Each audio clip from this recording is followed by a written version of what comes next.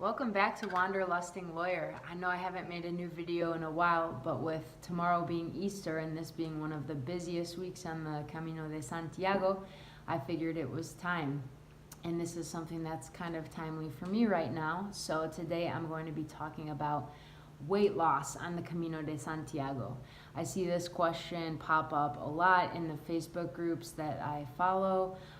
People wanting to know what others' experience was with losing weight or not losing weight while doing the Camino de Santiago.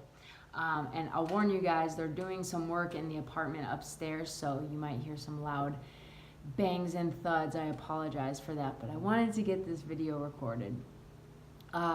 So I guess I'll start off by saying everyone's experience is completely different. When I was reading the posts, people's responses to the posts about this topic, there were people who lost 20, 30 pounds. There were people who didn't lose any weight at all. There were people who gained weight.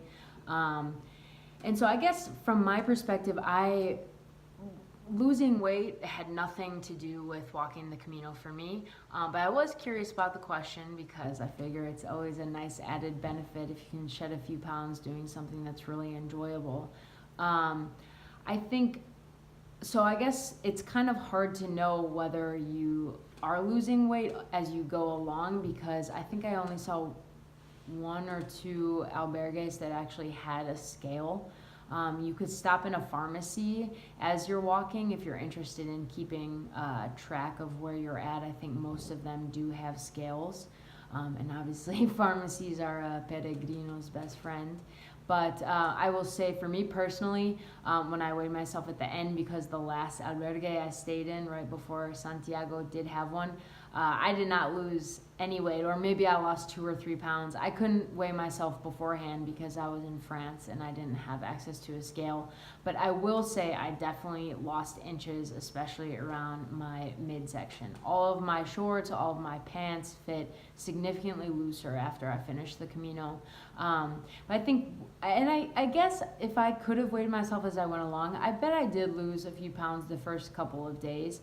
But then, the food is just, I was starving by the time I finished for the day. And I know a lot of people don't really like the food on the Camino. I've lived in Spain before, so I was prepared for the abundance of French fries and white, bread with every meal. But since I speak Spanish, I was able to go sometimes to more local restaurants and look for some different kind of tapas or different kind of dishes that would add a little variety into the diet. But let's be real, every day I was drinking probably 2 to 3 café con leches, which are made with whole milk. I was eating a napolitana, which, if you don't know what that is basically like a French pain chocolat, but better. There's more chocolate in the middle. I was having beers when I wanted to, wine.